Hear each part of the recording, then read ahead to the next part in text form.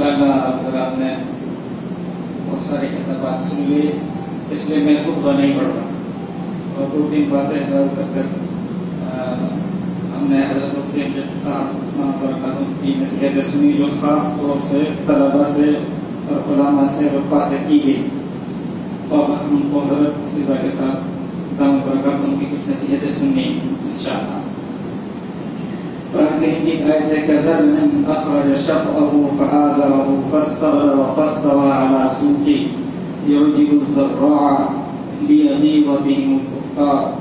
اس آیت سے صرف اتنا استفادہ کرتا ہوں کہ کسان جب بیج ڈالتا ہے پھر وہ پودا اگتا ہے، کھیتی اگتی ہے، اس میں پھول آتے ہیں، پھل آتا ہے، غلہ پیدا ہوتا ہے، اس کو دیکھ کر وہ خوش ہوتا ہے، اس کی روح خوش ہوتی ہے، اس سے امیدیں وابستہ ہوتی ہیں کہ اب میں فصل کاٹوں گا اور اس کو بیچوں گا، اپنا فائدہ اٹھاؤں گا۔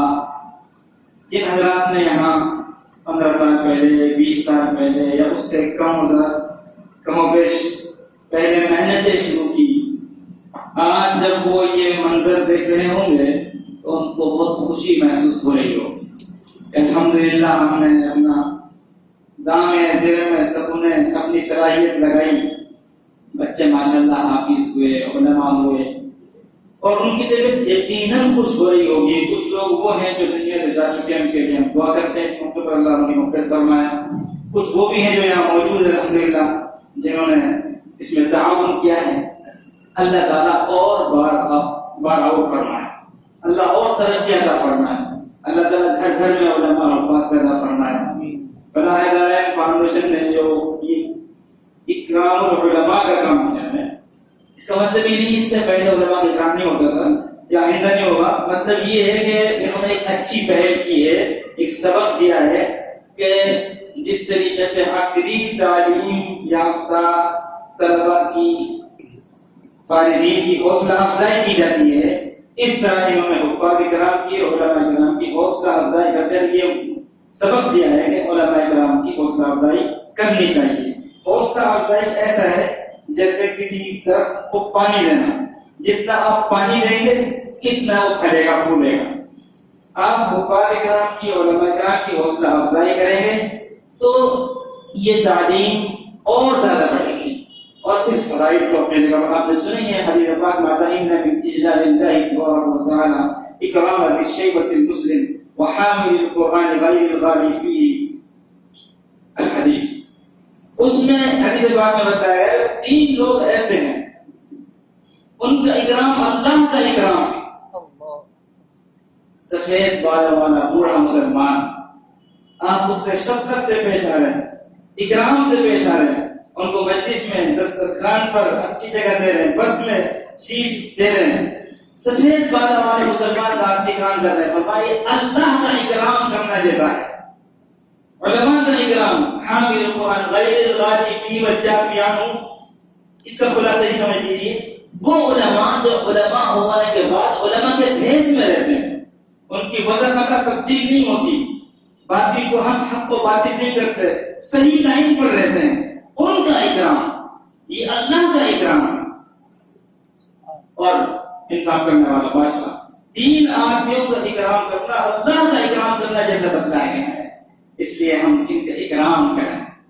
العلماء ورثۃ الانبیاء، علماء انبیاء کے وارثین ہوتے ہیں۔ یہاں ایک مسئلہ اعتقادی ہے کہ انبیاء تو معصوم ہیں، ان سے کوئی غلطی نہیں ہوگی، علماء معصوم نہیں ہیں، ان سے غلطی ہوگی، لہذا ان کی اگر کوئی غلطی سامنے آئے تو اس سے درگزر کرنا۔ ہمارے اکمال صاحب ہم سے واقع مشہور ہے، فرمایا کرتے تھے جس بکری کا دودھ آپ پیتے ہیں اس کی مینگ نہیں اٹھانی پڑتی۔ ہمارے یہاں دیہات کا ایک جملہ ہے کہ دودھ دیتی گائے کی دانت بھی سہنی پڑتی ہے۔ علماء کرام میں اگر کچھ کمی ہے تو اس کو قبول کیا جائے، اس کو برداشت کیا جائے، اس سے درگزر کیا جائے۔ بہرحال آج کے اجتماع سے ہمیں یہ سبق ملا کہ ہمیں علماء کرام کا اکرام کرنا چاہیے، اور یہ سیرت کا حصہ ہے۔ سیرت النبی کا حصہ ہے. حضور پاک صلی اللہ علیہ وسلم کی یہ عادت مبارکہ تھی کہ آپ علماء کرام کا اکرام فرماتے تھے. کیا مطلب؟ جن صحابہ کرام کو آپ دیکھتے کہ وہ علم میں آگے ہیں. کہیں فرمایا یہ ام القوم اقرؤہم لکتاب اللہ. قوم کی امامت وہ کریں جو قرآن کریم کا زیادہ عالم. غزوہ احد کا مشہور واقعہ ہے. بہت سے صحابہ کرام شہید ہو گئے. جب ان کو قبر میں اتارنے کا نمبر آیا، کیونکہ مدینہ پاک میں اور اس دیار میں قبر بغلی کھودی جاتی، پہلے سیدھا کھودتے ہیں پھر کعبہ کی طرف قبلہ کی طرف کھودتے ہیں.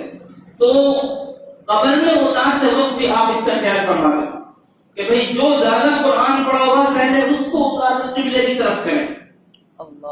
تو یہ حضور پاک صلی اللہ علیہ وسلم کی سیرت ہے، آپ کی سنت ہے کہ اہل علم کا اکرام کرنا. اللہ ہمیں توفیق عطا فرمائے. ہاں یہ ذہن میں رہے کہ سارے علماء کا اکرام ہے، سارے علماء کا اکرام. جو میرا رشتہ دار ہے اس کا اکرام، جو میرا رشتہ دار نہیں اس کا اکرام نہیں، ایسا نہیں. ہاں علم کی بنیاد پر حدیث پاک میں فضل العالم علی العابد کفضل علی الناس. ایک حدیث میں فضل العالم علی العابد کفضل القمر علی سائر الکواکب، کہ عالم کی فضیلت عابد پر ایسے ہے جیسے خود حضور نے فرمایا جیسے میری فضیلت تم میں سے ادنا پر، یا چاند کی فضیلت ستاروں پر. تو یہاں ایک خاص بات بولتے ہیں، اس کو میں کہہ کے بات ختم کر دیتا ہوں. نوٹ کرنے کی بات یہ ہے، یہ فرمایا کہ عالم کے فضیلت عابد پر، یہ نہیں کہا کہ عالم کی فضیلت عامی پر. عالم کی فضیلت ایسا ہوتا ہے کہ امام صاحب جب مسجد میں آتے ہیں تو کچھ لوگ پہلے سے ہی تہجد گزار عابد شخص انتظار مسجد میں موجود ہوتے ہیں. امام صاحب نماز پڑھا کر چلے جاتے ہیں لیکن وہ چانس تک ہوتے ہیں.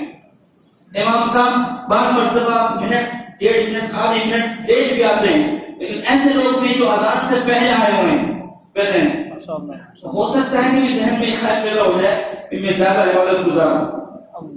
فرمایا کہ عالم کی فضیلت عابد پر، عبادت گزار پر. جنہیں کا جو ہوٹلوں میں بیٹھا اس پر نہیں، جو تہجد گزار ہے، عابد ہے، شب انتظار ہے، اس پر ایسی فضیلت ہے جیسے میری فضیلت تم میں سے ادنا پر، جیسے چاند کی فضیلت ستاروں پر. اس لیے میرے دوستوں، علماء کی جو فضیلت ہے وہ علم کی بنیاد پر، عبادت کی بنیاد پر نہیں. ایک بات اور سمجھ لیجیے، حضور پاک صلی اللہ علیہ وسلم نے کتنا حج کیے؟ فرمائیے.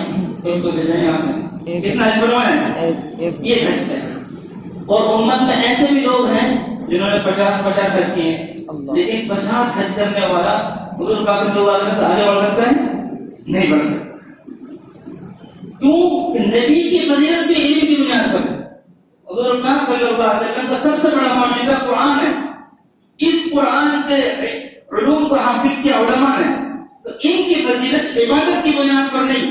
ہاں عبادت ہونی چاہیے، عبادت کرنی چاہیے، عبادت کریں گے، عبادت کرنے کے لیے ہی علم ہے. لیکن یہ ہو سکتا ہے کہ ایک عالم سے زیادہ عبادت کرنے والا دوسرا ہو اور عالم عبادت کم کرتا ہو، لیکن اس سے اس کی فضیلت نہیں گھٹے گی، اس لیے کہ اس کی فضیلت علم کی بنیاد پر ہے. بہرحال میرے دوستوں، عظیم میں ایک بات میں یہ عرض کروں کہ یہ جو بچے پڑھ رہے ہیں، پڑھ کر آ رہے ہیں، ایک تو ان کو کرنے کا کام ہے کہ یہ آگے بڑھ کر کام کریں. دوسرے ہماری ذمہ داری، ہم ان سے کام ان کے لیے میدان دیں، موقع دیں. اللہ رب العالمین ہمیں علم کی بھی قدردانی کو توفیق عطا فرمائے، علماء کی بھی قدردانی کو توفیق عطا فرمائے. جن بزرگوں نے، قوم کے ذمہ داروں نے یہ بیڑا اٹھایا اور بچوں کو پڑھنے پڑھانے کا سلسلہ چلایا اور اس کا معاون بنے، اللہ ان کو جزا عطا فرمائے. اور جنہوں نے آج یہ پروگرام کیا، اللہ تعالیٰ ان کو بھی صحیح معنی میں فلاح دارین نصیب فرمایا، ہمیں بھی نصیب فرمایا. فلاح دارین کا مطلب دونوں جہاں کی کامیابی. نام فلاح دارین ہے، اللہ تعالیٰ ان کی حقیقت بھی فلاح دارین بنا دے، دونوں جہاں کامیاب کرتے. اللہ ہمیں کی توفیق عطا فرمائے.